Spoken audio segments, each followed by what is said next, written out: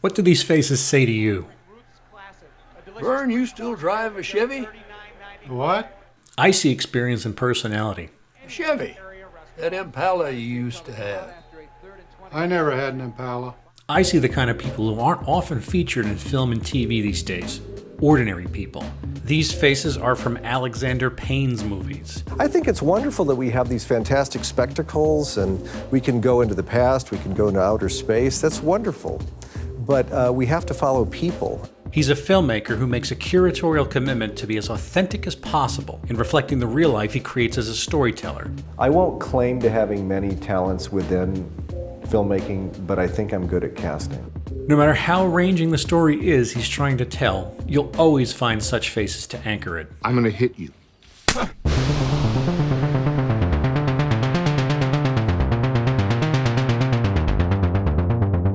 Alexander Payne is a bard of the human condition who sings songs of love, heartbreak, It's not gonna make it.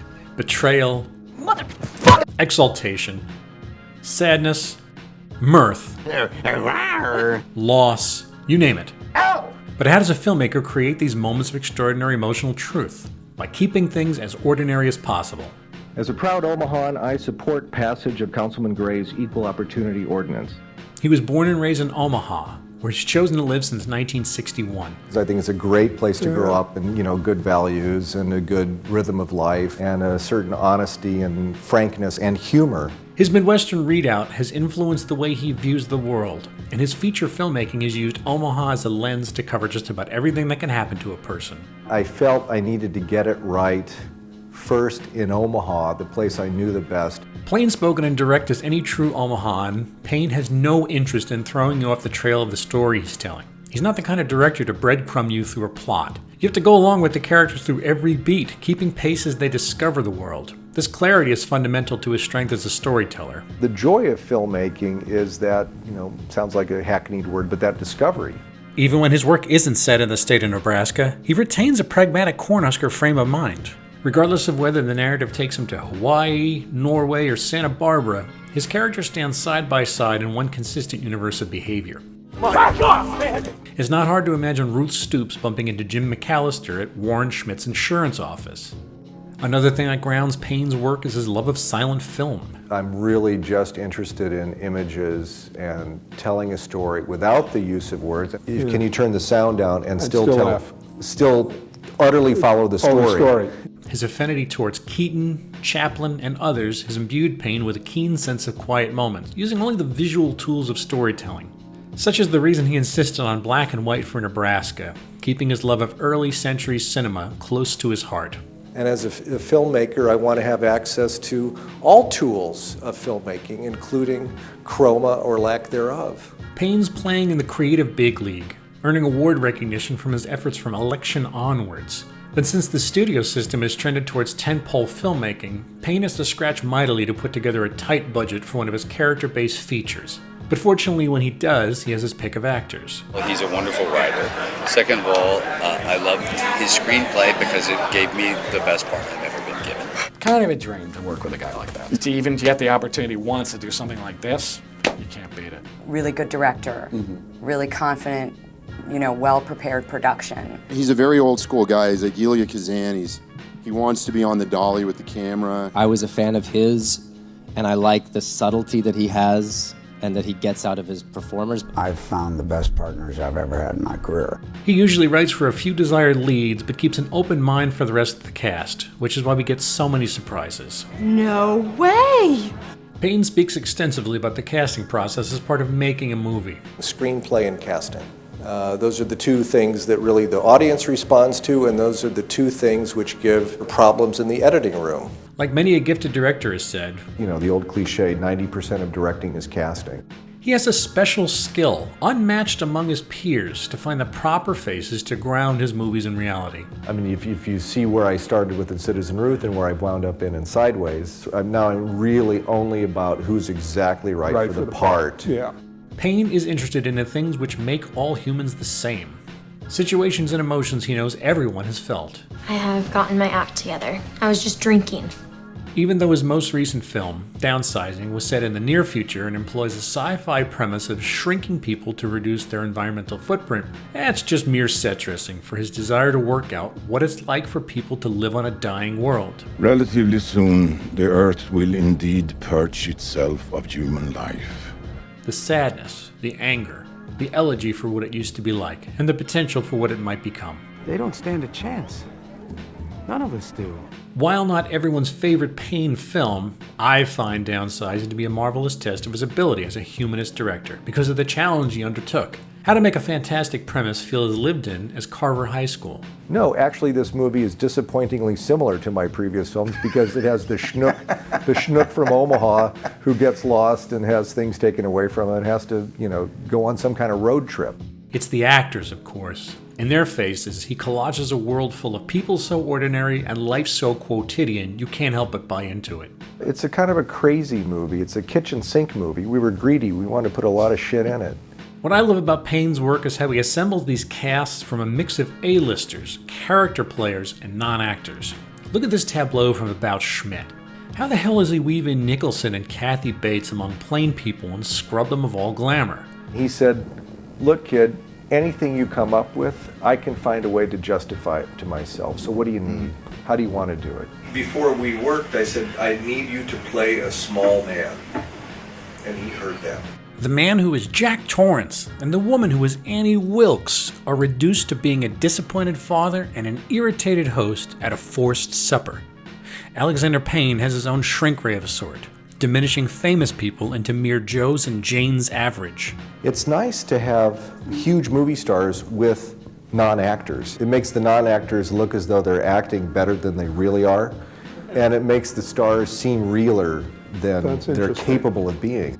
As much as I enjoy the spectacle of George Clooney wrapping his sweating dad body in Hawaiian prints, some of the seminal joy of watching The Descendants is seeing him play alongside actors like Bo Bridges and Michael Ontkeen, and look totally in place doing so. What are you doing, man? I mean, we know you got a lot on your plate right now, but you're not going to fuck this up for us. Like Downsizing, the story Payne is telling is in an exotic environment. To kick against the glory of Hawaii, you get many more shots of this. You have something you want to say to Lonnie? Sorry. This. Just know she'd be mortified if nobody helped her out with some lipstick and blush. And especially this. Shut up, you motherless whore! Then photography of the Kona coast. As Clooney states in his voiceover at the head of the film, I've been living in a paradise of IVs and urine bags and tracheal tubes. Paradise can go fuck itself. Alexander Payne and his regular casting director John Jackson, who's been part of the production team from Sideways onwards, takes seriously the task of finding the correct people for the cast. You go into these areas, you become a part of the community, and you meet the people who live there, and you begin to sort of figure out where they fit in. They don't believe in insignificant roles if they're in the hands of the right players. Well, I just think if you have a day player, someone who's just there for one line or two, and it's a doctor or a Dairy Queen gal or somebody, why bring in an actor to learn what it's like to make a blizzard? You can do it when you hire people who are playing some version of themselves.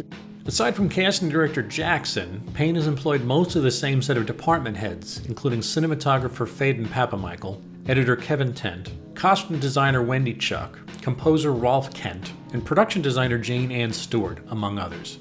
The director wants a family on set, because there's no better atmosphere in which to work. That is what I said, the film family, that he creates. And then that he cooks and invites people over, and we watch movies. Yeah. Every Thursday we have film night. Everyone who steps onto one of his sets notices the difference. The magic of Alexander Payne is, he said, we have 84 crew members on the set. 59 of them have worked every day on every movie I've ever made. And you're asking about collaboration, which has become for me the most enjoyable and best part of filmmaking, is collaborating with my department heads. Yeah. Payne's hunt for verisimilitude has always been his mission as a filmmaker. No matter what genre or scope of film I make in the future, I like human films. At one point, he had applied to and was accepted at Columbia University's School of Journalism, but he opted for filmmaking at UCLA instead. Both jobs involve reproducing human behavior and the human story for others to digest. So why does Payne go all in on his commitment to reality? It's honesty. He's so goddamn successful at recreating real moments. Don't pull his chain like that. I mean, the poor guy doesn't know what's going on half the time. The climax to Sideways, one of my favorite films, is absolutely the scene where Maya and Miles talk about their favorite varietals on the porch. Riche boar? She has a riche boar? Holy mackerel, I've completely underestimated Stephanie. There are so many small details bound into Paul Giamatti's and Virginia Madsen's performances. It's thin-skinned, temperamental. Any suspension of disbelief might have struck the power of this scene, knowing all the nuances these actors discover. Only the most patient and nurturing of growers can do it. Cinematographer Papa Michael places his lens close at eye level and lights the scene in muted gold with tungsten bulbs. Costumer Wendy Chuck has outfitted the actors in neutral tones, nothing flashy or attention-getting. I like to think about what was going on the year the grapes were growing. Production designer Stewart pushes the two chairs together and angles them for maximum intimacy. Composer Kent takes over from the diegetic music with a simple piano theme, signaling Miles' enchantment with Maya. I like to think about all the people who tended and picked the grapes. I like how wine continues to evolve.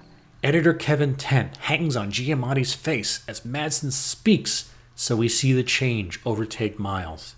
Like a powerful lens, the entire production is focused on two actors speaking Payne and co-writer Jim Taylor's dialogue to each other. A thrilling facsimile of real life. And it tastes so fucking good.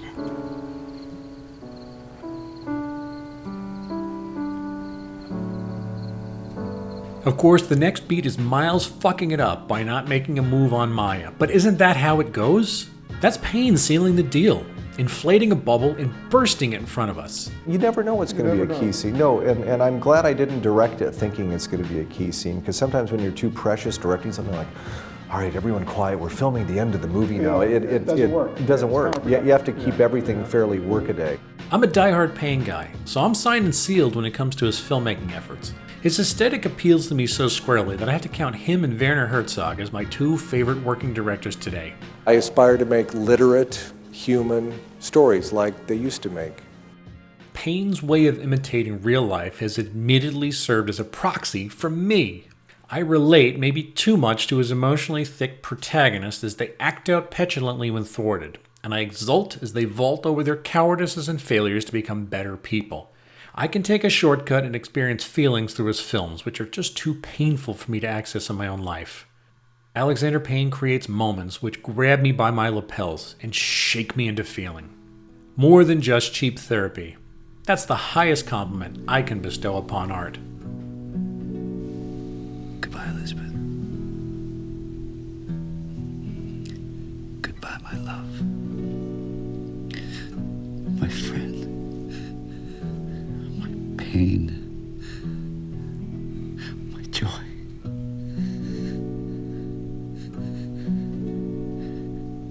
Goodbye. Goodbye.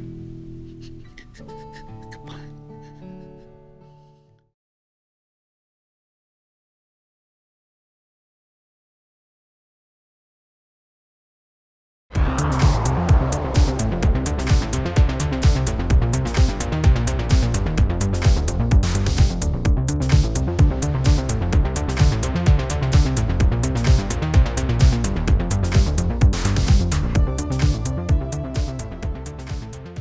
The finest in men's neckwear since 1982.